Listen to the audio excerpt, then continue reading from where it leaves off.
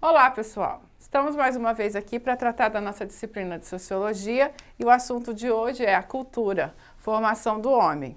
Iremos tratar os tópicos seguintes aos poucos, porque esse assunto é um assunto muito interessante, um assunto muito relevante ao Enem. Sabia que julgar outras pessoas por culturas é como modelo de uma atitude bastante questionável? Por quê? Porque isso se chama etnocentrismo. Ai, professor, o que é etnocentrismo? Como seriam seus conceitos de etnocentrismo? Aqui a gente tem uma charge que explica exatamente o que é isso. Aqui nós temos uma mulher, né, do Ocidente e aqui nós temos uma mulher do Oriente. Quando a gente passa na rua essas dois personagens, a gente pode observar as diferenças culturais. Por quê? Porque para nós aqui do Ocidente é extremamente normal andarmos de biquíni na praia. Enquanto lá no Oriente, as mulheres têm que andar com o corpo praticamente coberto, né? Essa vestimenta se chama burca, seguindo a religião e os costumes daqueles povos. Então, quando a gente fala de etnocentrismo, a gente está se referindo ao respeito ou ao preconceito à cultura e os costumes dos outros. Por quê? Quando a gente vai tratar especificamente de raça e etnia, que são conceitos ligados ao etnocentrismo, a gente tem que tomar muito cuidado.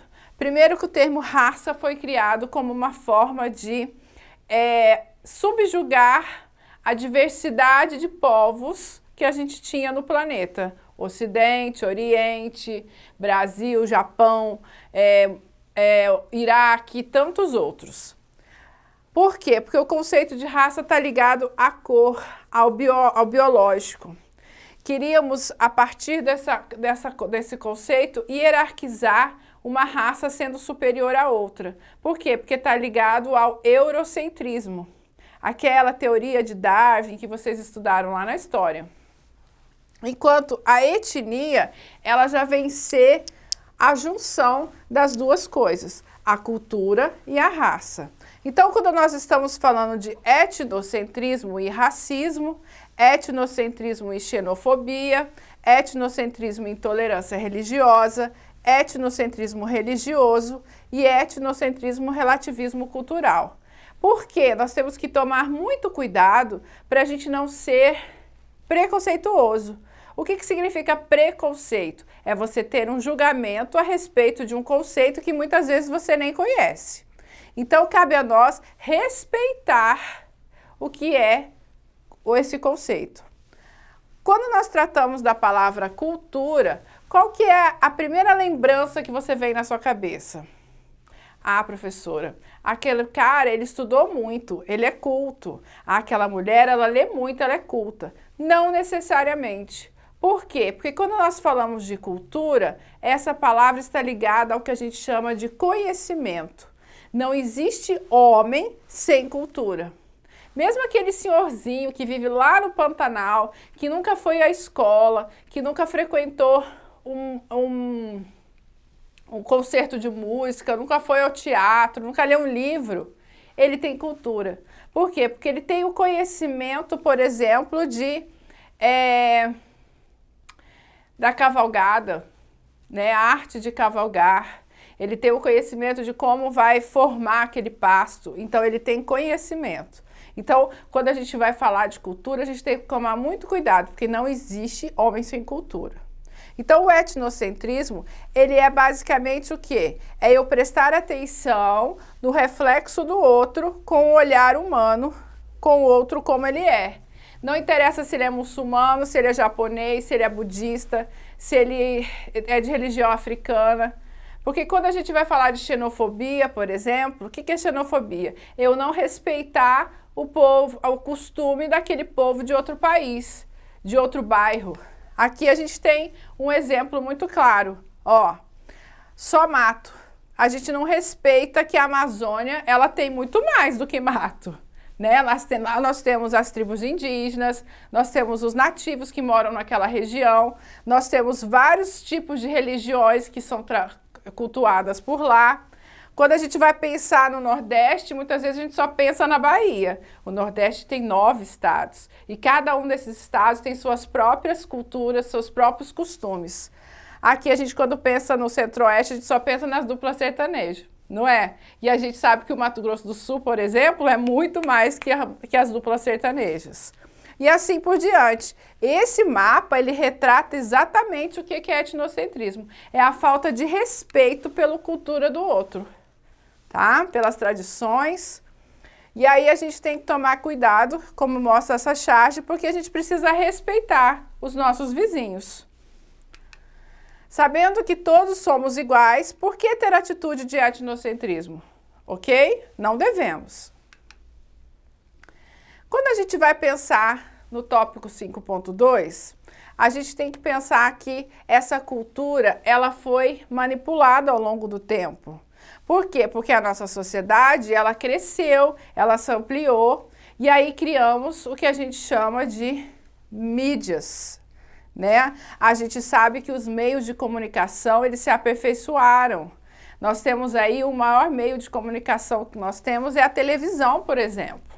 É dentro daquela caixinha quadrada que nós somos capazes de transmitir e conhecer vários tipos de cultura, vários tipos de costumes, vários comportamentos, né? Eu não querendo puxar a sardinha para determinada emissora ou para qualquer outra emissora, um exemplo que eu gosto de dar para vocês é quando a gente assiste uma novela. Dentro daquela novela, a gente vê vários grupos sociais se apresentando, não apresenta? Principalmente algumas novelas que se passam em alguns determinados países. E quando a gente vai falar da indústria cultural, a gente tem que construir uma visão crítica em cima disso. Por quê? Porque essa indústria cultural, ela veio fazer com que esse modo de vir construir cultura se tornasse padrão. Como assim?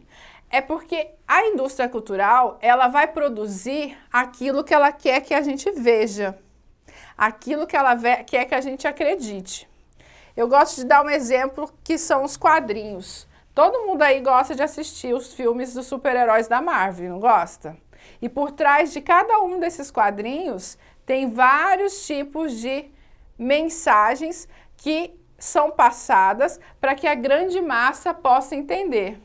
Um personagem muito destacado é o Capitão América. Esse Capitão América, ele nasce lá no início do século XX e caminha até os dias de hoje. Mas ele veio se adaptando, não foi? Ele veio se organizando, se integrando a todas as mudanças de padrões sociais e culturais que essa indústria cultural precisava absorver, ok?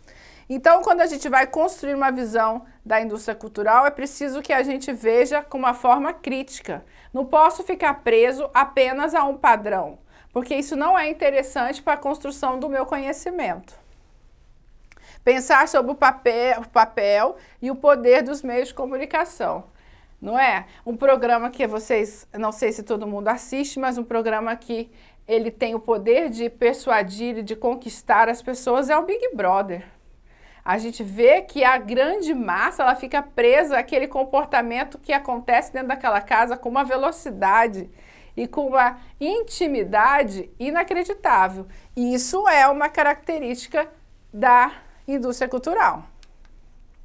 Aqui a gente tem um diagrama para vocês, onde a gente pode ver como que ela se transforma e como ela consegue fazer com que a sociedade de consumo compre aquilo que ela quer que a gente compre, por exemplo. Né? O que a gente chama do capitalismo liberal e a economia de mercado. Porque é através dessa indústria cultural que nós vamos comprar determinados produtos, porque ela nos impõe a comprar.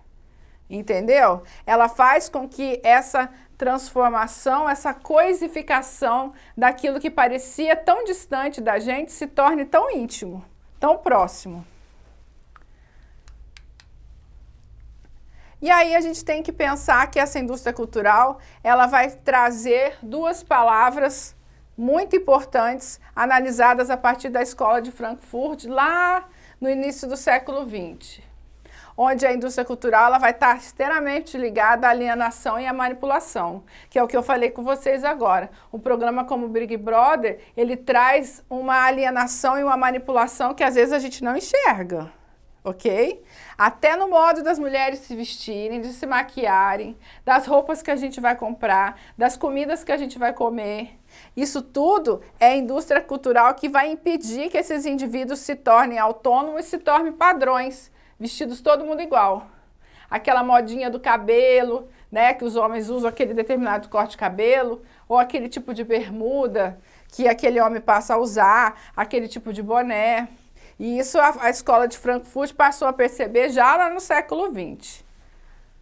Qual é a origem dos seus desejos? Seus desejos são genuínos ou são criados pela mídia? Você está querendo copiar o que a mídia está te impondo?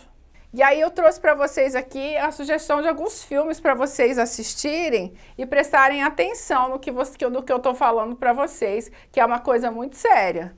Nós temos aqui uma lista que depois vocês vão ter acesso, que são filmes bem interessantes. Sobretudo, o que eu mais gosto é A Ilha das Flores. E aí, isso tudo está ligado a esse conceito que hoje, no século XXI, está intrínseco o tempo todo. O que acontece aqui, a gente vai saber em questão de segundos lá do outro lado do planeta.